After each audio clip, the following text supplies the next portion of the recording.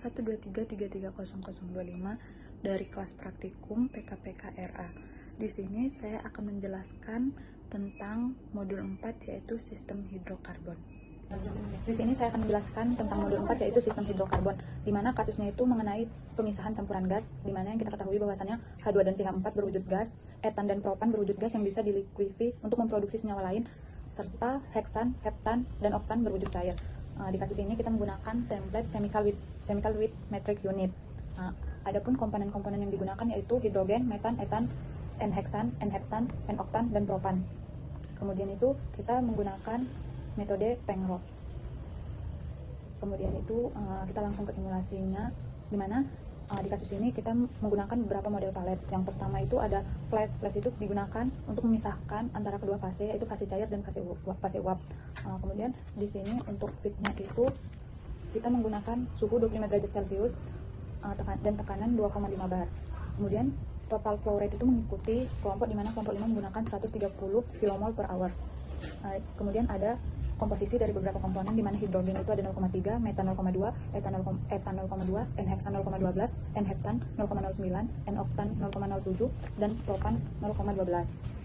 Kemudian fase cair itu diteruskan ke cooler, di mana cooler ini berfungsi untuk menurunkan suhu dari tekanan itu sendiri, di mana spesifikasi cooler itu dengan temperatur 15 derajat Celcius dan tekanannya 0. Setelah dari cooler, fase cair diteruskan ke valve, di mana valve ini berfungsi untuk mengatur, membuka, menutup, atau mengontrol aliran fluida dalam suatu sistem proses, di mana spesifikasi valve itu sendiri menggunakan tekanan 1 bar.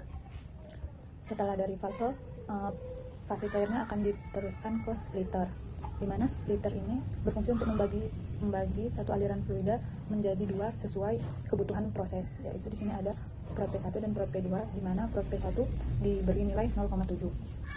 Kemudian di sini kita akan bahas tentang fase uapnya, di mana fase uap itu akan diteruskan ke separator, di mana separator sendiri berfungsi untuk memisahkan campuran fluida menjadi beberapa fase atau komponen seperti gas, cair, dan padatan, di mana spesifikasi dari separator itu sendiri yaitu hidrogen itu mempunyai nilai 0, metan 0,98, etan diberi nilai 0,05, kemudian N-heksan, N-heptan, N-oktan, dan propan bernilai 0.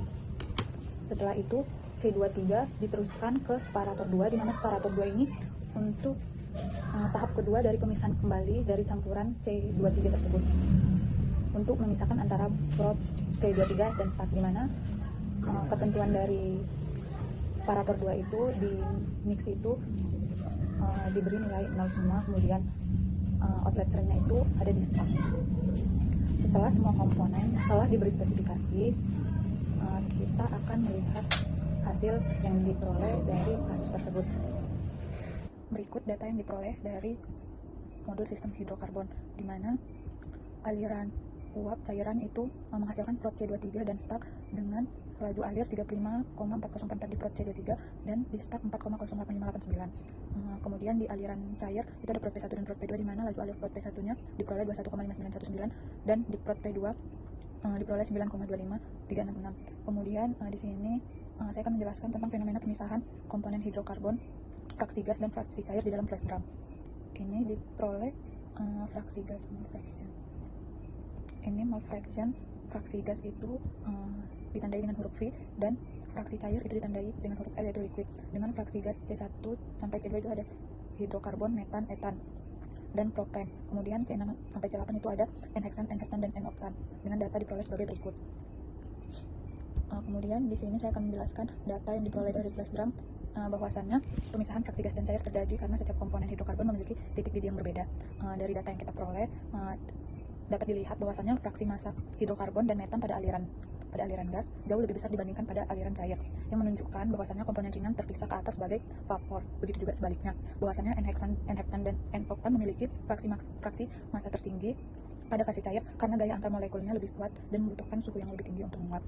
Sekian video dari saya, kurang lebihnya saya mohon maaf. Terima kasih.